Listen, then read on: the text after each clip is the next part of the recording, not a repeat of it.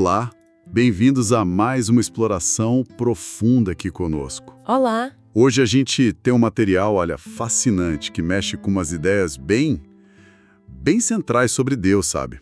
E como isso bate na nossa liberdade. Exato. Liberdade de pensamento, do corpo, daquelas limitações que a gente sente, né? Isso. O texto base se chama A Pureza de Deus e a Liberdade Humana. E a nossa ideia aqui é, tentar desembrulhar essa perspectiva, que talvez seja um pouco diferente para muita gente sobre de onde vem o mal e como viver pela graça, como o texto sugere. Vamos nessa! E a proposta central, já de cara, é bem desafiadora mesmo. O texto argumenta que um dos maiores erros, assim, na história da religião foi colocar na conta de Deus a origem do mal. Como assim? Tipo, culpar Deus por... Por doenças, acidentes, desastres, ou até pensar que ele usa sofrimento para punir, para ensinar, sabe? O texto diz que isso cria uma barreira fundamental para a gente se conectar de verdade. Faz todo sentido. Porque, poxa, como é que a gente vai amar, confiar totalmente num Deus que, segundo essa visão que o texto critica, né? Num momento abençoa, no outro castiga. Talvez sem nem a gente entender direito por quê. O próprio texto coloca essa tensão, né? Um Deus que abençoa, mas que também poderia mandar, terríveis pecados, doenças, como ele diz. Como conciliar isso? Precisamente. O ponto central ali é que, enquanto a gente acreditar, mesmo que lá no fundo, sabe, que Deus pode ou quer fazer o mal, fica impossível amar Ele com todo o coração, alma e mente. É o que o texto diz. Entendi. Então, a liberdade que esse material propõe começa aí. Começa por reexaminar essa ideia. A gente só se livraria do mal se parasse de achar que Deus tem algo a ver com a origem dele. A raiz do problema estaria aí, nessa crença. Interessante. E o texto vai buscar a origem dessa ideia lá atrás, né? Em tempos que ele chama de superstição, de ignorância espiritual. Cita até o exemplo da Arca de Noé. Sim, exatamente. Um Deus que salva o Noé porque ele era bom, mas ao mesmo tempo decide, eliminar todo o resto da humanidade com um dilúvio. Pesado. Muito. O texto descreve como, naquela época, as pessoas buscavam as bênçãos, claro, mas viviam com aquele medo constante, sabe? De uma maldição que podia vir da mesma fonte divina. E o texto questiona isso, né? Se Deus é a fonte de tudo, como é que o ser humano teria capacidade para o mal? De onde viria isso? Exato. Ele pergunta, se Deus não lhe deu essa capacidade para ser mal, de onde ela viria? E mais, por que Deus puniria a gente por algo que, naquela visão antiga, ele mesmo teria, permitido ou até criado a capacidade para isso? Complicado. A sugestão do texto é que, como não havia um entendimento espiritual mais profundo naquela época, a explicação mais à mão, digamos, era atribuir tudo a Deus, o bom e o ruim, a bênção e a maldição.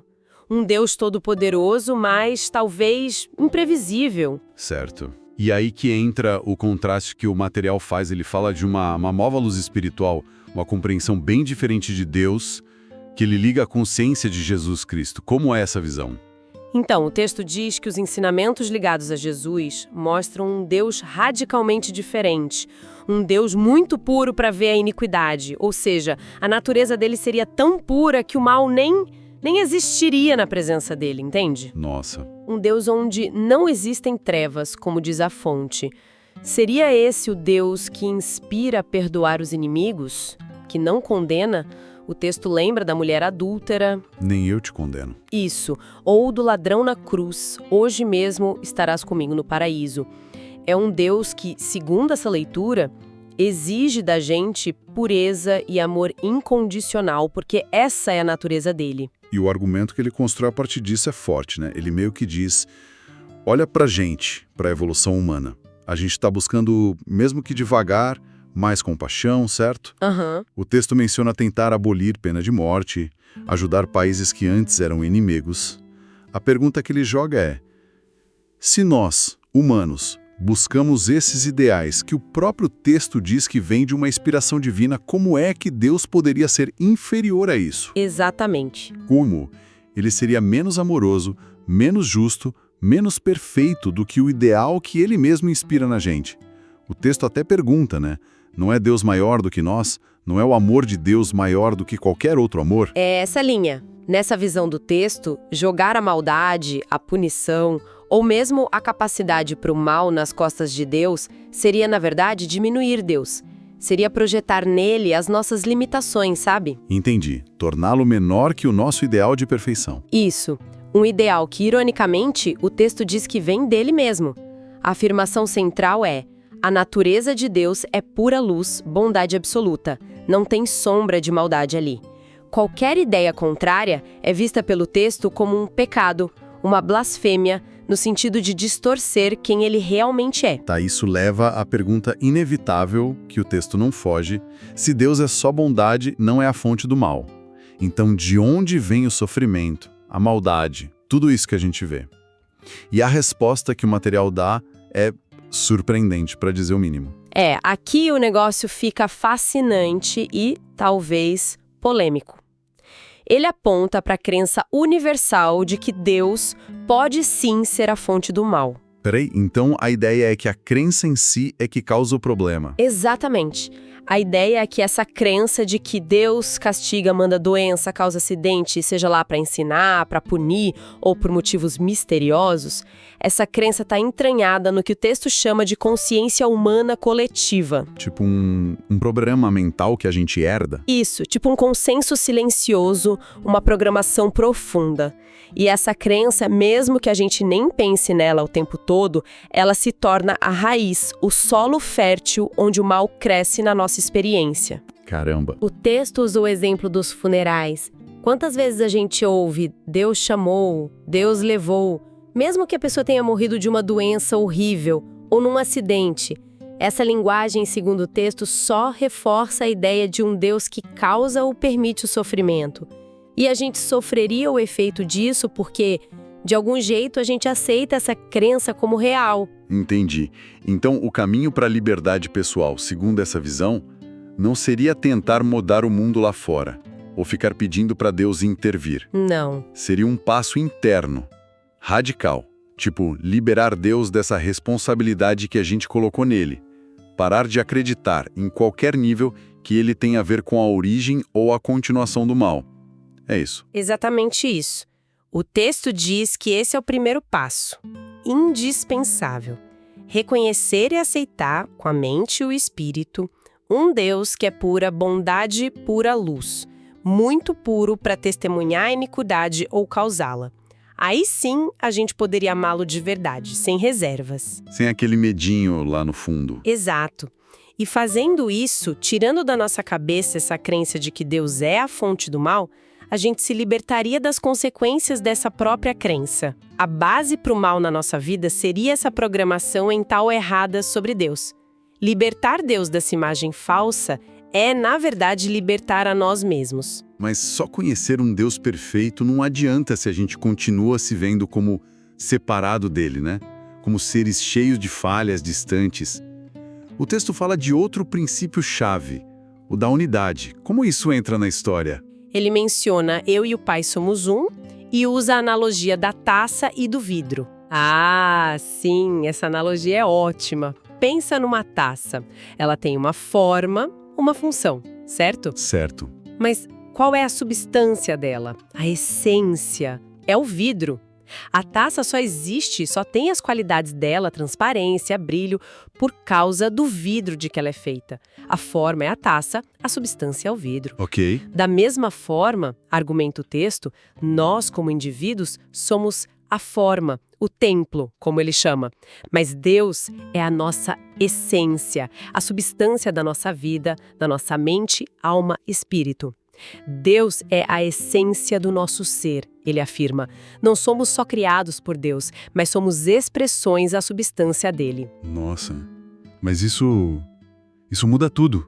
Se Deus é a nossa substância, então as qualidades dele, pureza, bondade, justiça, amor, sabedoria, vida eterna, Não são algo fora da gente que a gente tem que pedir ou merecer. Exatamente. Elas se tornam as nossas qualidades. Por direito de identidade. Por causa dessa unidade. O texto até cita: Filho, tu estás sempre comigo e tudo que tenho é teu. Quer dizer que a perfeição de Deus é, na verdade, a substância do nosso próprio ser. Não estamos separados disso. E é essa percepção de unidade que amarra tudo com a liberdade e a perfeição. Se Deus é perfeito e nós somos um com Ele em substância, então a perfeição dele é a nossa perfeição. Já está aqui. A imunidade de Deus ao mal é a nossa imunidade também. Uau! O texto fala claro: uma vez que perceba a natureza pura de Deus, agora você tem homem, puro e justo, no qual não existe propensão alguma para o mal. Isso vai contra o que o texto chama de visão ortodoxa, que às vezes coloca Jesus como perfeito, mas inalcançável para a gente. Como se ele fosse uma exceção. Isso. O argumento aqui é: se a gente fosse separado de Deus, a perfeição dele não ia fazer diferença para nós. Mas na unidade, a perfeição dele é a nossa natureza. A liberdade do mal não é algo para conquistar, é algo para reconhecer como nossa condição real, por causa dessa unidade com o Deus puramente bom. Isso me leva a outro ponto que o texto levanta, e que soa contraintuitivo, né? A ideia de que Deus não é um poder sobre o mal. A gente geralmente pensa em Deus como, sei lá, uma força que luta contra o mal, que vence o mal. Como o texto explica isso? Parece estranho à primeira vista, mas dentro da lógica do texto faz sentido. A lógica é: pureza absoluta e unidade de Deus como única substância, única causa. Se a gente dissesse que Deus precisa lutar contra o mal, Implicaria que o mal existe por si só, tem poder próprio. exatamente. Implicaria que o mal tem existência independente, poder próprio, uma causa fora de Deus. Mas isso iria contra a ideia de Deus ser onipotente, o único poder absoluto e onipresente, presente em tudo, sem espaço para outra força real oposta. Ah, entendi a lógica. Se tivesse um mal real separado, Deus não seria todo-poderoso nem a totalidade. Isso. Então a ideia de Deus combatendo o mal é vista pelo texto como uma concessão à crença de que o mal tem poder real, uma crença que o texto diz ser falsa. Então, a alternativa que o texto dá é que o mal não tem substância. É tipo uma ilusão, uma sombra, que nasce justamente daquela crença universal em dois poderes, bem e mal. Uma crença que não é real na essência, mas que opera na nossa cabeça. Precisamente. O mal só existiria como a crença na consciência humana em dois poderes.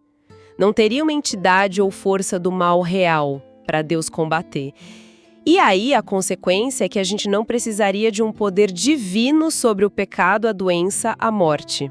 Porque essas coisas não teriam base real em Deus. Que é a nossa essência. Exato. Elas não teriam substância ou lei própria em Deus, que é a nossa verdadeira essência e a única realidade. O texto reforça muito que Deus não dá e nem tira vida, pureza, sabedoria. Deus é vida eterna, é pureza, é sabedoria infinita. E como somos um com Ele, Essa é a nossa natureza também. O texto é bem direto. Deus não nos dá a vida, Deus não nos dá a morte, Deus é vida eterna e sua vida é a nossa vida. Ele não dá, ele é a nossa vida. caramba! Então, a chave para dissolver a experiência do mal, seguindo essa linha, seria conhecer Deus corretamente, reconhecer Ele como totalmente puro, incapaz de maldade, e realizar nossa unidade com Ele.